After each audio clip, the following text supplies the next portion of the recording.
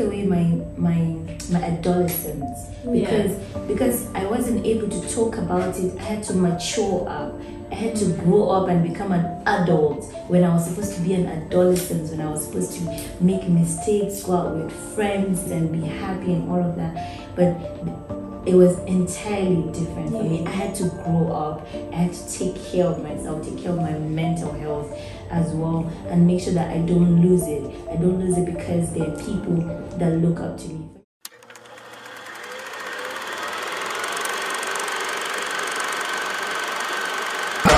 Rather be a lover than a fighter, 'cause all my life I've been fighting. Never felt a feeling of comfort. Oh, all this time I've been hiding, and I never had someone to call my own. No, I'm so used to sharing.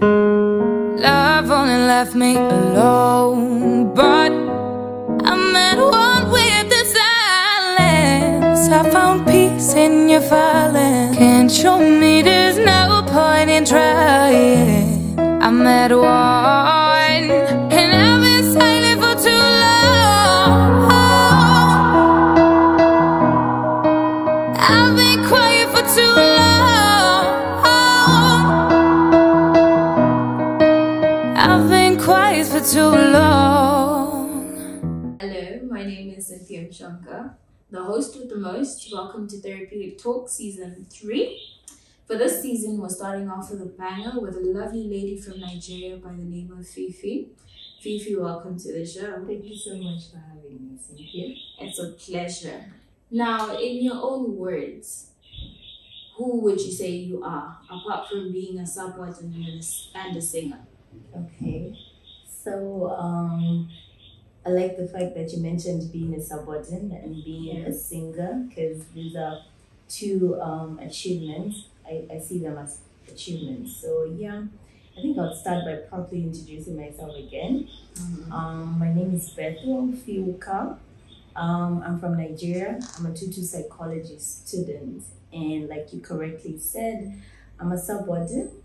Actually, I've been the female head sub-warden, and I'm a gospel singer and songwriter. Oh, nice. But yeah, apart from these things, I basically would just say that Fifi is an enthusiastic person, really enthusiastic, and one thing that keeps me going every single day is just the thought that as human beings we always desire change, but then we fail to realize that for us to be able to either be part of this change or to be the people that actually perpetuates this change, we have to be the conduits of the change ourselves.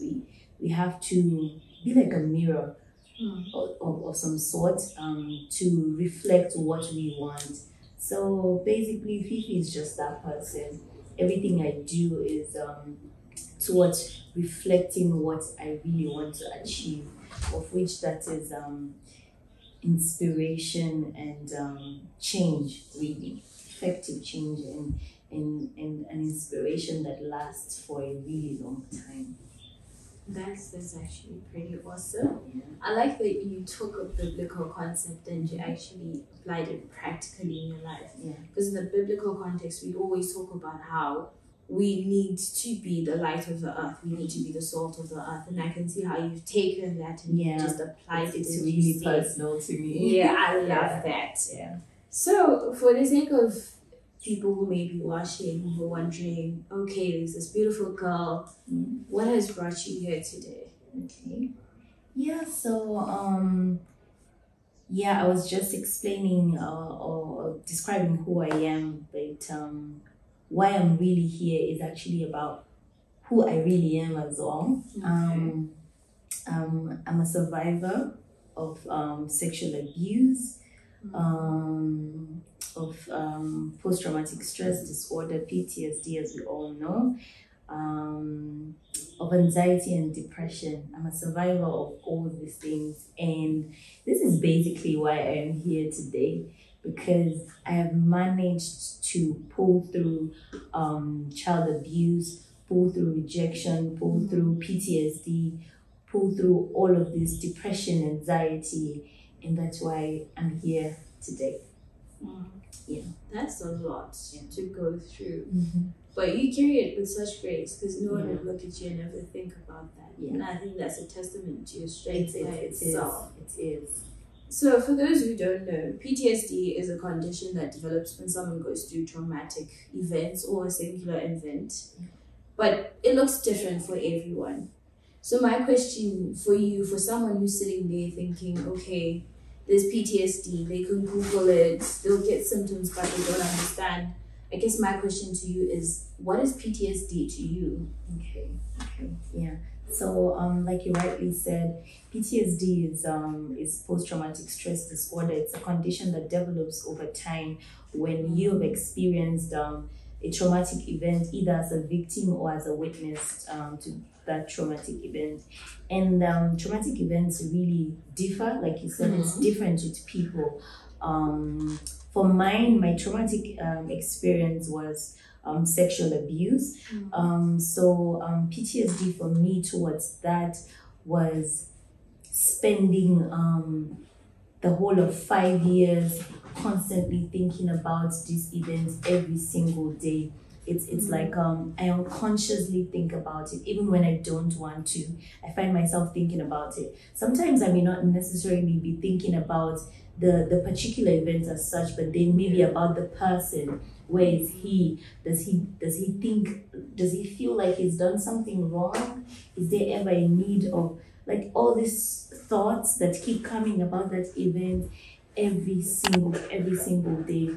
And these are, of course, negative thoughts. So for me, basically, that was it. And then these thoughts led into depression, led into anxiety. Depression in the sense that I got to a place where I just kept thinking, how could a human being do something like this to you, but then feel no sort of remorse? Because in my case, unlike other people that the person may be reported or something, I didn't get that chance. I wasn't able to talk to anyone about it. When I mean anyone, not my parents, not my siblings, not my friends. This was something that I carried as a 16-year-old girl that was just simply trying to chase her dreams. And then she got caught up in all of this. So every single day, it just starts with the little thoughts every single day. Before you know it, a year has passed, 2 years has passed, and it's like it has become a part of you all of a sudden that there's no day that you can't think about this. So now, if something, the slightest thing that resembles that particular event comes, now it brings me back into this.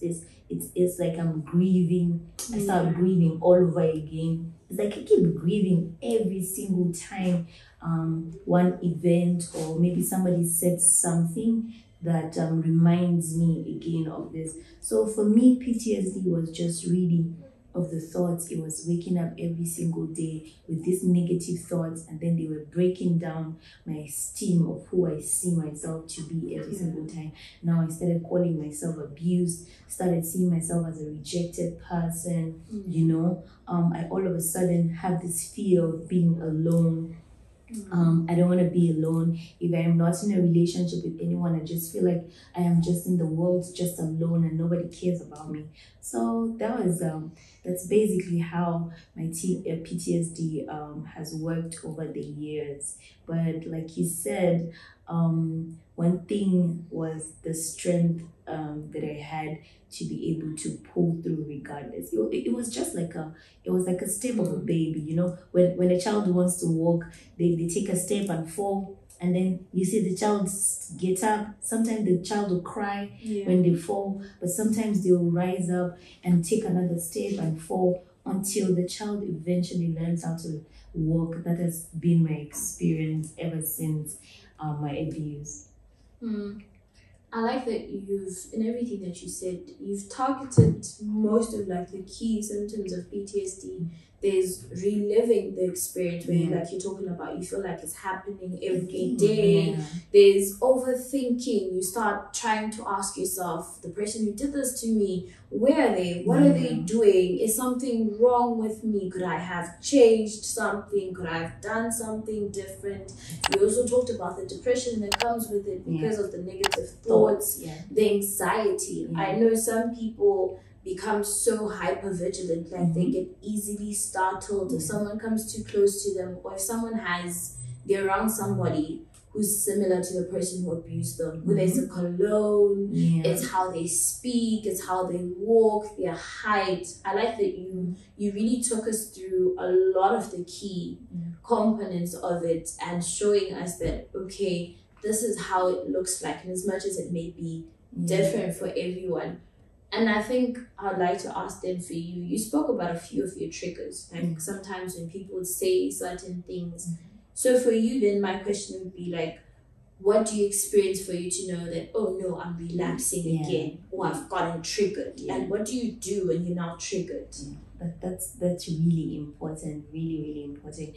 But before I get to that part, the anxiety part that we're talking about, I think there's another part of the anxiety where it was really about the thought of, okay, so what's going to happen to me next? Is my life just going to continue like this? Like there's this sudden fear of the unknown, of tomorrow. So it adds to the anxiety itself. Sometimes I get palpitations. I'm just simply scared. What if I lose track of myself over the years? What if in the next 30, 40 years I sit down and I look back and I realize that this particular event has ruined me and I'm not able to pick myself up? Then back to your question of how I know I am relapsing, right? Just like I said, it's a scenario that looks like a baby trying to walk, right? So for me, when I try to walk and then I fall, try to walk and fall, it's different for you to fall and then you get up immediately and continue walking. So when I know that I'm relapsing is when I fall and then it takes so much time for me to get up and continue walking, right? Falling in the sense where the whole relapse thing is when you're better, but then you go back to like a down stage. It's like your journey is just being taken backwards and all of that. So over the years, the things that I've tried to work on about the abuse was to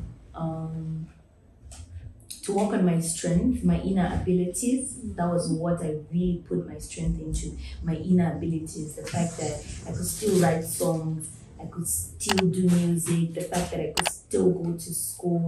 Matter of fact, become a psychologist, help people, because now I feel like I have the experiential knowledge and I want to have the theoretical knowledge of this as well as to how to help people. So whilst I was going through all of this, at some point when I am able to write my songs properly, go to the studio, do my recordings, and I'm good, I'm okay. But there are days when now it's difficult for me to even leave my bed. And sometimes I just don't feel like doing anything at all. I just want to lie down in bed all day. I don't even want to eat anything. I just want to be by myself. Now, once this happens once, it happens twice. I begin to think, oh, I think we're going backwards. I think we're relapsing, right? And then, anxiety comes in, depression comes in. So, that's when I know, no, we're going back. We're really going back. So from the way you're describing it, it's kind of like a dance. That today we're 2 steps forward. Then the next day we're 3 steps back, and you're doing a back and forth thing. But then it must be tiring. That sounds really tiring. Really tiring. I think that is where it gets to the point where some people really lose it. They don't really have the ability to rise again. But for me, apart from these inner abilities and capabilities that I've focused my strength on, one thing that has kept me going was my faith. I just honestly kept believing that there is no way God in heaven that I call my Father will allow me to go through all of this without actually having a particular plan for me, for causing all of these things to happen. So every single day, that was what kept me going. If I relapse, it takes me time, but then how I get back on my feet is I go back to my faith. That is my foundation. I go back to my faith and I start thinking of the things that my Father in heaven has said about me, and I keep thinking of the times that he has said, oh, I know the plans that I have for you. Yeah, and then it just keeps me, and I'll be like, oh, Fifi, we can do this. We can still rise and we can still go farther, yeah.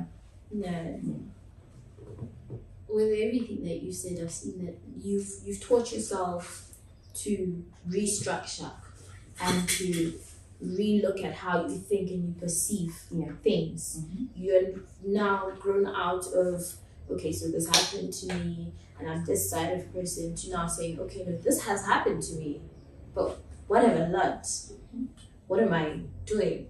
And I think that's a really, really good strategy, especially when you're dealing with PTSD, because a lot of it is reliving. A lot of it is processing. It's your mind's trying to reflect and to restructure and to understand a particular trauma and a particular thing that has happened to you, which is what a lot of people don't understand. So I think my next question for you would then be, looking at yourself now, you've talked about how you've grown over the years. Do you think that there's a difference between the 16-year-old you who faced this trauma right after the event and the current version of you? Yeah, most definitely. Most definitely. As a matter of fact, I think I am proud of myself, of who I am, because you can imagine a 16-year-old that has been abused. It took away my adolescence, because I wasn't able to talk about it. I had to mature up. I had to grow up and become an adult when I was supposed to be an adolescent, when I was supposed to make mistakes, go out with friends, decide how I want to lose my virginity if I want to, and all of these things, make boyfriends and be happy and all of that. But it was entirely different for me. I had to grow up. I had to take care of myself, take care of my mental health as well, and make sure that I don't lose it. I don't lose it because there are people that look up to me. For me, in my family, we're ladies. And if there's one thing that I've always... So there's a story I'd like to tell you. So when I was giving birth to, my dad told me this story. He was like, the name he wanted to give me was not actually Fiwuka. That was not the name he wanted to give me. He wanted to name me something else. But then when they got to the hospital and then the doctor had said, oh, it's a girl. He was there with his friends. And my elder sister, our firstborn, being a female too. And they are like, a girl again? I'm like, your wife is gradually beginning to lay down prostitutes for you. And then the first thing that came out of his mouth was, it is God that brought her. So that's basically the definition of my name. It is God that brought me. Yeah, so that's how I was named. So after hearing this story, I just all of a sudden felt the necessity to break this stereotype that as ladies, that is what that is the only thing that we can do, because that is really, really a big thing from where I'm coming from. So at the age of 16, at the time when this has happened, I wasn't able to talk to anyone, like I keep saying, but then now you can see me here. I'm talking about it. I'm even telling you of my journey so far. So of course, that little girl that thought her dreams were taken away, and that it is not possible for her to chase it anymore because the road just looks so tough. Like, I mean, if the very first step that I took, because for me, I got caught up in it was the time when I wrote my first song and I wanted to produce it. Then it all went bad. So you can imagine when it is your dream that led you into trouble. Do you understand? Yeah. So it would be difficult for you to want to really chase it anymore. I mean, if it caused me so much hurt and pain. But yeah, looking at the Fifi that I am right now, I'm going to say I've been resilient. I've been able to build resilience to deal with all these stereotypes, to deal with all these thoughts when they are coming. And of course, the Fifi that time was not even able to walk. She was just a baby that was trying to crawl. But then now I can proudly say that I am walking. Matter of fact, I can even run. Sometimes it may get tough and I may get tired. But the good thing that I can say about the Fifi now is even when she gets tired, she takes the time to rest and she continues running. Yeah. That is true. And in you speaking, you mentioned like a key concept I believe every female can relate to and understand to.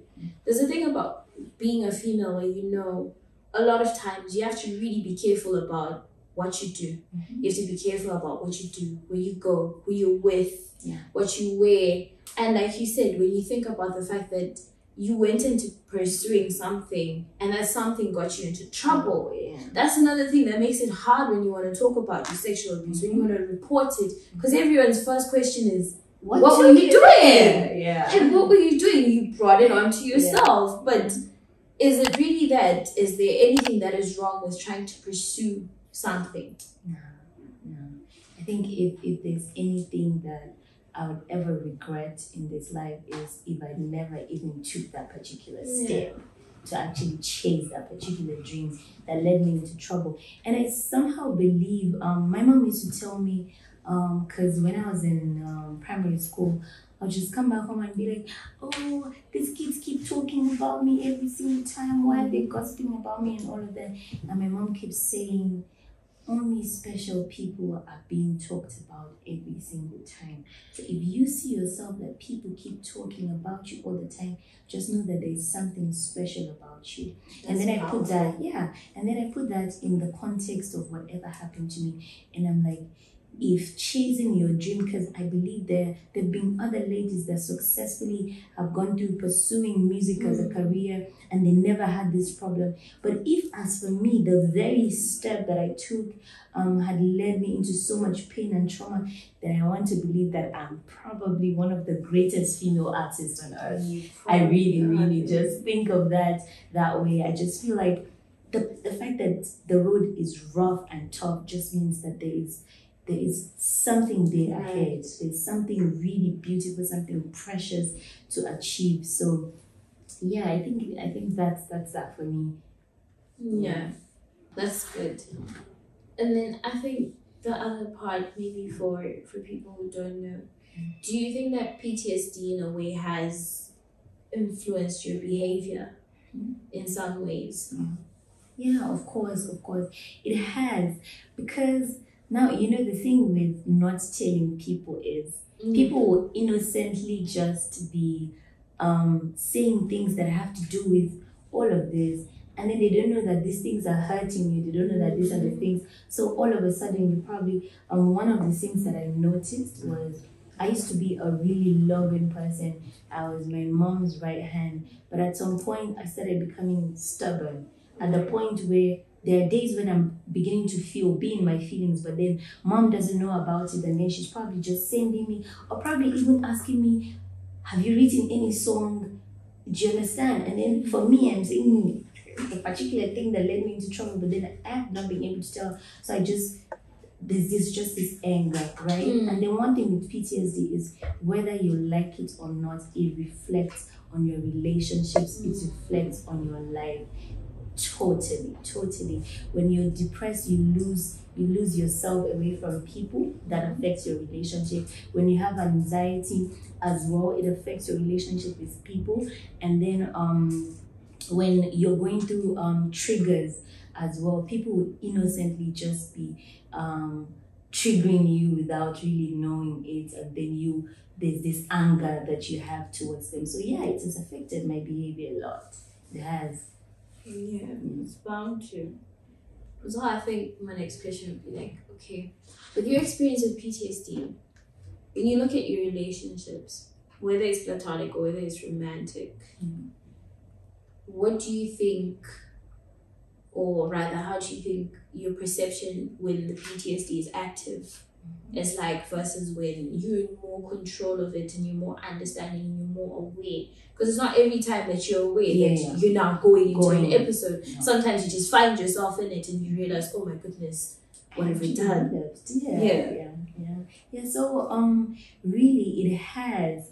The funny thing is, like I said earlier, right? People go through different kinds of traumas. So if your trauma was actually accident, or maybe you lost someone, it's maybe different towards your relationship with people, especially when it comes to romantic relationships, right? I talked about my other platonic relationships whereby my friends and people around me, they'll just innocently be talking about a guy, or probably even talking about the particular guy that abused me. I've had situations like that. Yeah. And then they don't really know that actually something has happened between me and this person, And then all of a sudden I have this hatred towards them, and I'm angry, or I simply just take away myself from them. Yeah. But then for my romantic relationships, it's one thing for you to, when you're in love with someone and you're in a relationship with someone, you're bound to hold what the person comes with, right? But then the inability to really say, this is what I went through, and then I can't tell you that if you touch me, I may at the times when I'm relapsing, I may all of a sudden start thinking about this thing that happened, but I can't tell you because I don't want to hurt you. So now I carry that pain, I carry that burden in me of having to hide it away from you. It has really, really reflected and affected my romantic and platonic relationships. But one thing I've learned over the years is to lose the burden. The less heavier you are, the more easy it is for you to be in relationships with people, whether it is platonic or it is romantic, because it is only unfair for you to come together with someone and then make the person to have to carry this burden together with you. I think I would rather lay all the burden down and become less heavier, and so that when I am with someone, I know that the person doesn't have to, because people come with their own problems as well. So you can imagine having my own problem and then you have your own problem. Come on, someone is going to lose it at some point. Yeah, they will. So you develop an unhealthy relationship where you guys depend on each other to make each other feel good. Yeah. That happens. Yeah.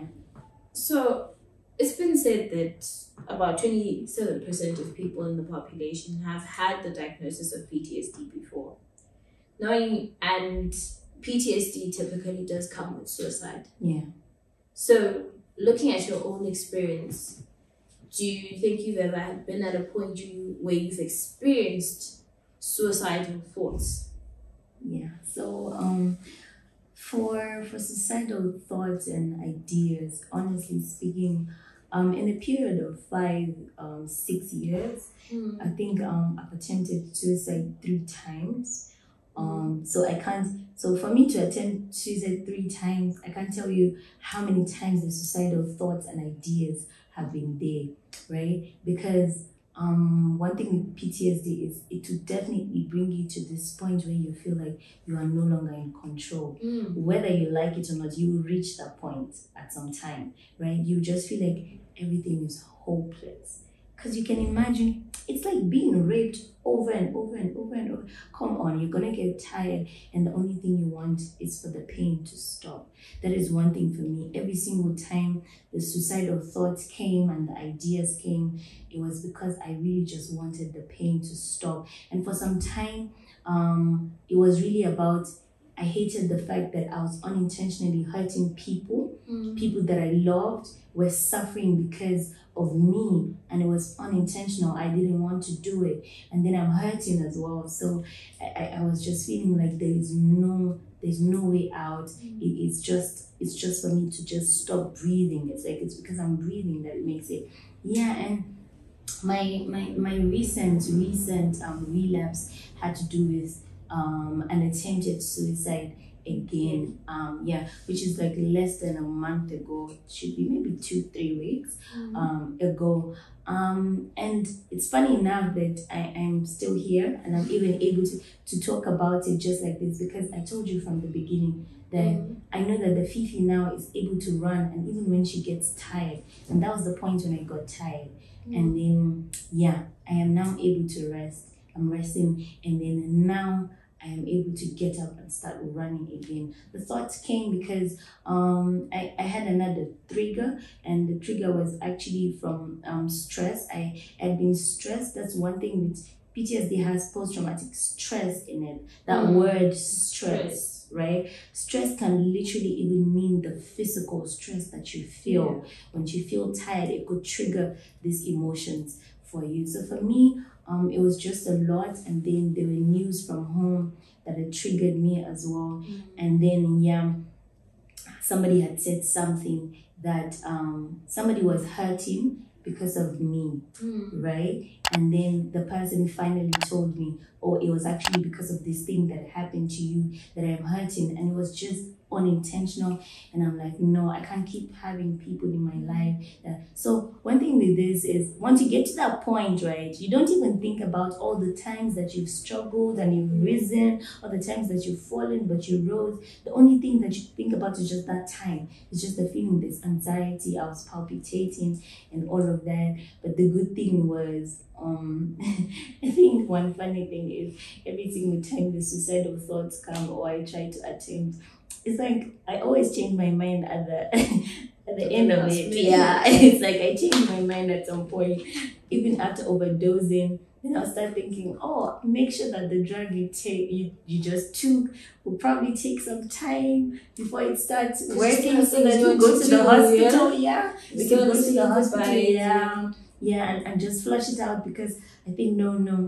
So one thing that made me to really rise from my last suicidal attempt is I felt I can't let that situation win anymore.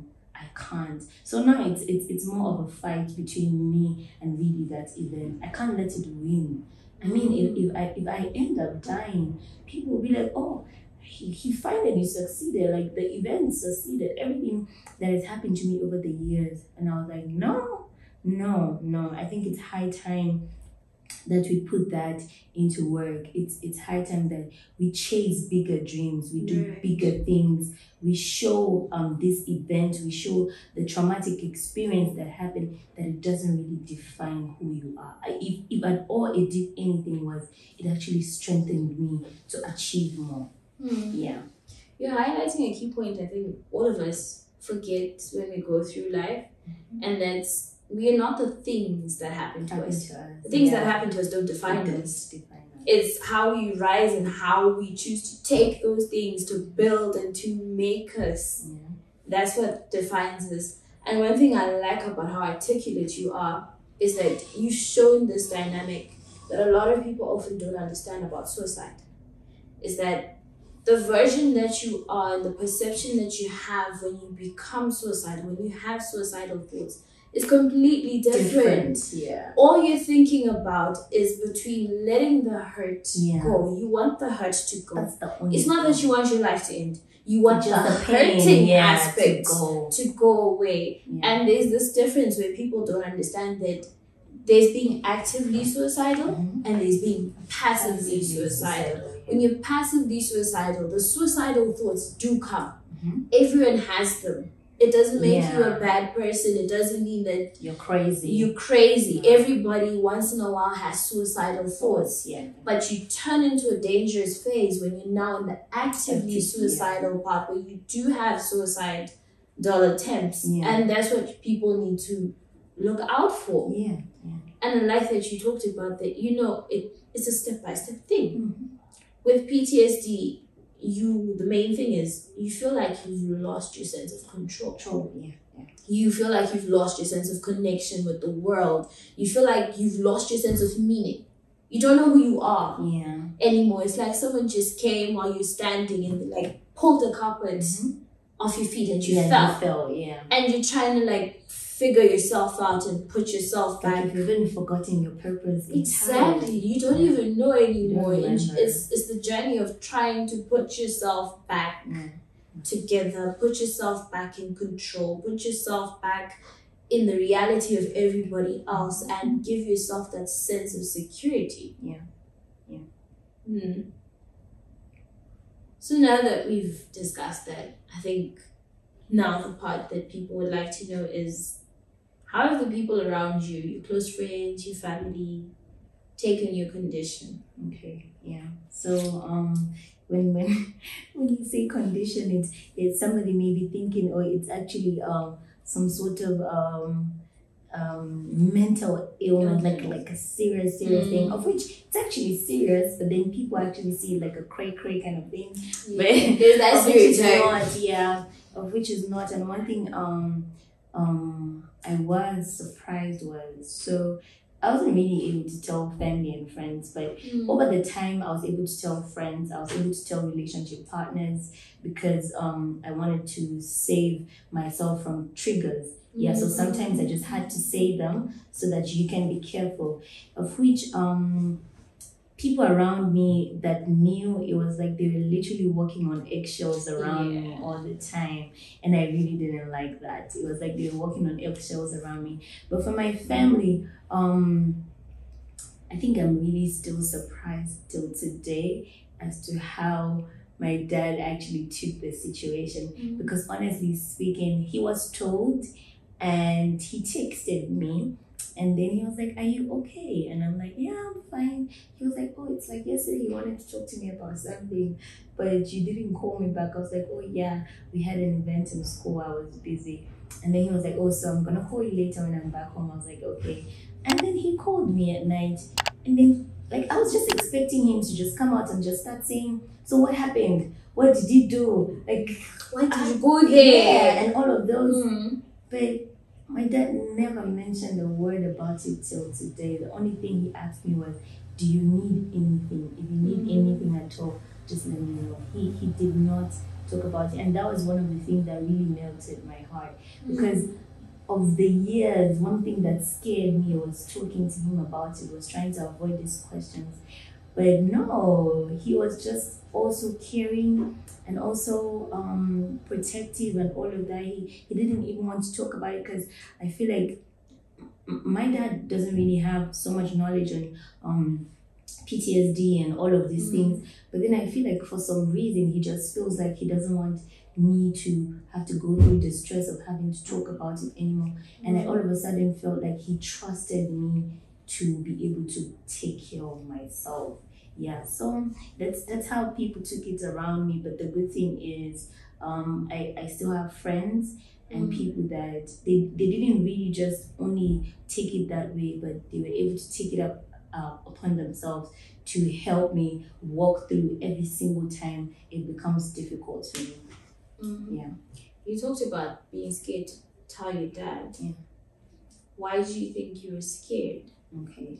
Yeah, so like I said, first off, I started thinking, okay, if I tell my dad, we're going to have to talk about who the person was, and then he may say, oh, I really don't want to let this person go unpunished, so we're gonna have to go to court. And then I was still chasing music at the time, so I was a little bit popular at home. So like now people would affect your reputation. I was just thinking of all the stigmatization and everything that will come with it, and I'm like, no, I think I'd rather just forget about it. And even the journey itself, I think a lot of people underestimate the entire process of even going to court, going to the police, seeing that person on a day-to-day basis, having to defend yourself.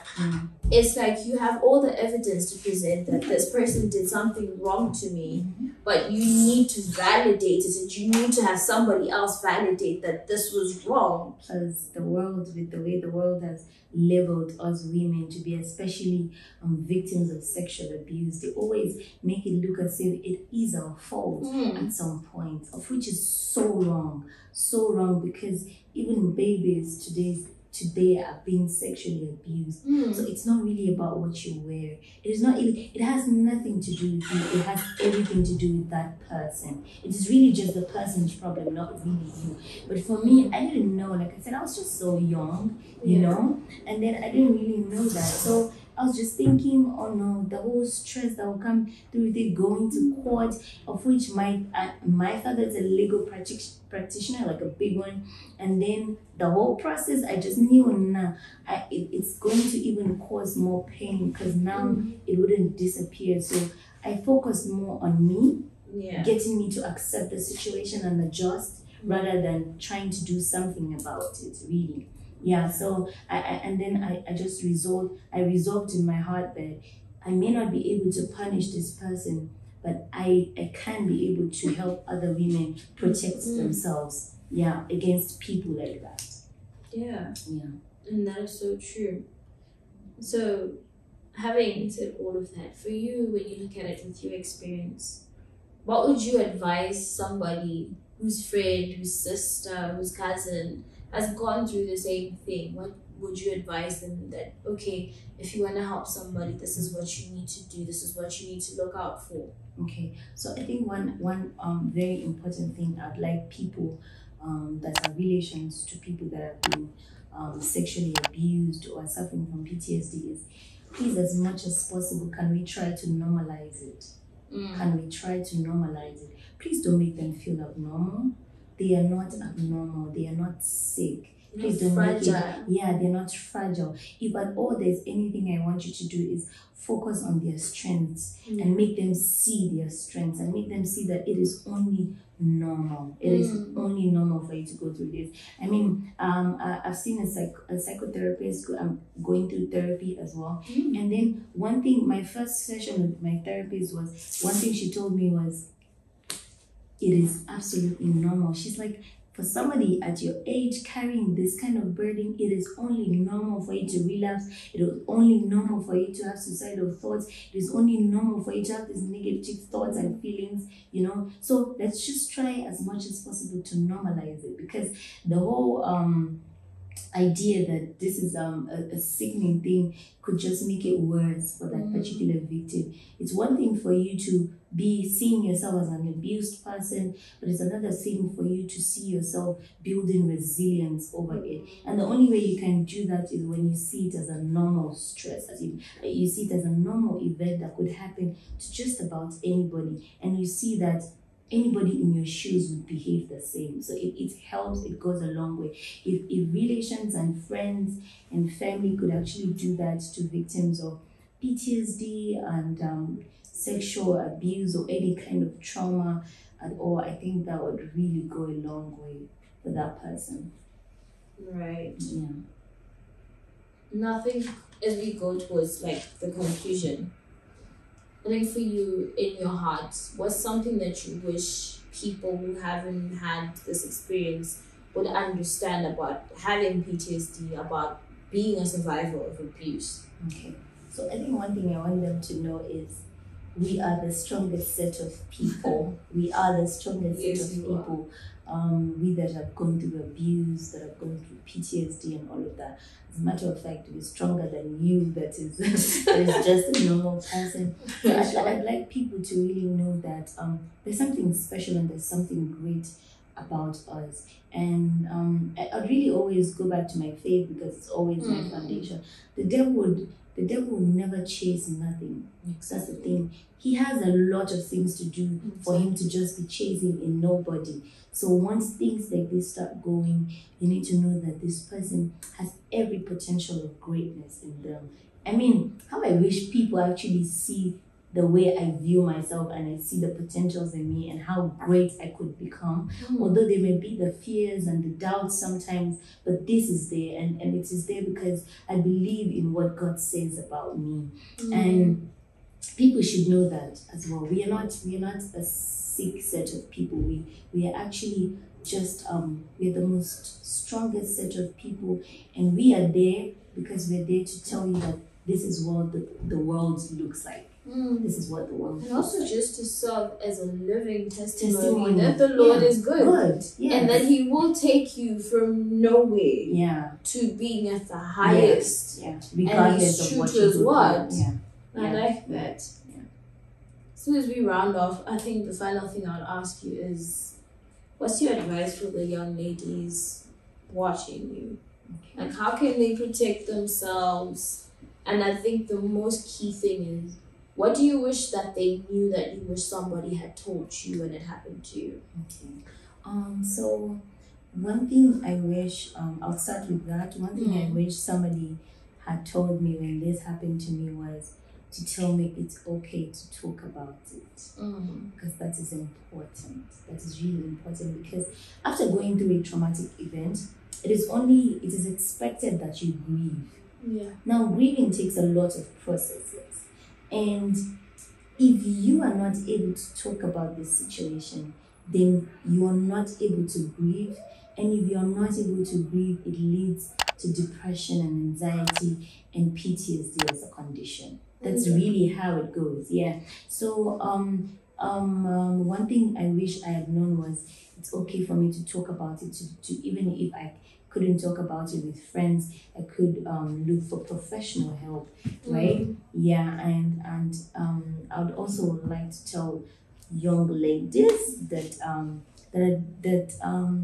are victims of sexual abuse, or after all these things that I've said, you may have been thinking and then just thinking, maybe I actually have PTSD. I mean, with all of these things, they think I'm experiencing the same thing.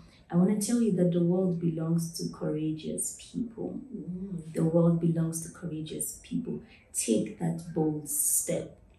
Take that bold step of talking about it, of looking for help. And one thing is, if it's difficult for you to stand alone, if you hold somebody's hands, you could stand. The person could help you to stand. And that's one thing I really want to do with young ladies.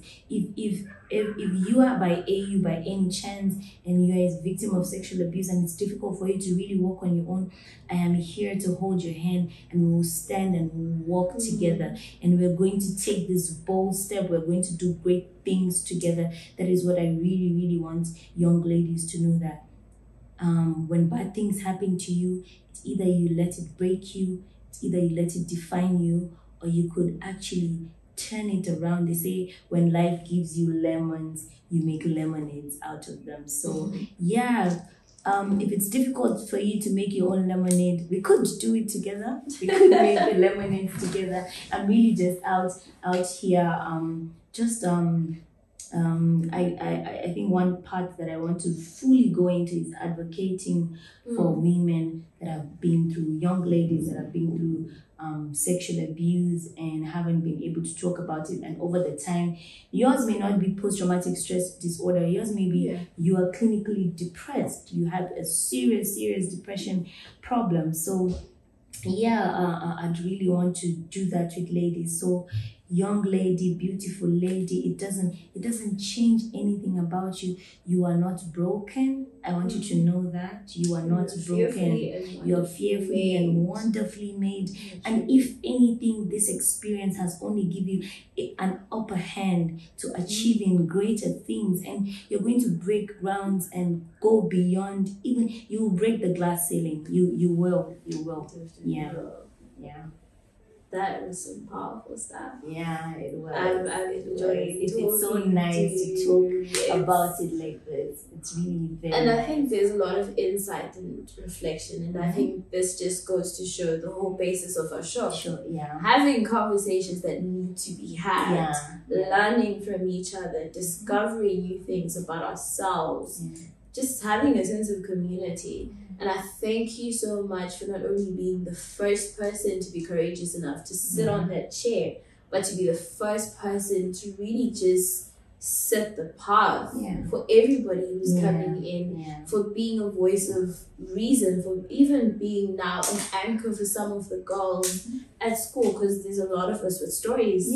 Some stories never make the light. Never. But at least now they know that, you know what? There's someone I can talk to.